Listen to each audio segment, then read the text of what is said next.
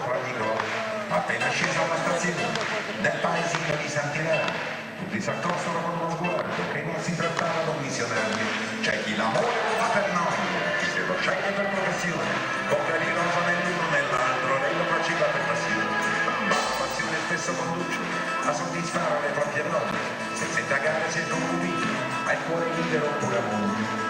Così che da un giorno all'altro, bocca di roba si tira addosso, si la foresta nelle cagnette, a cui aveva sopra addosso, ma nei comari non pare, non vedono gente.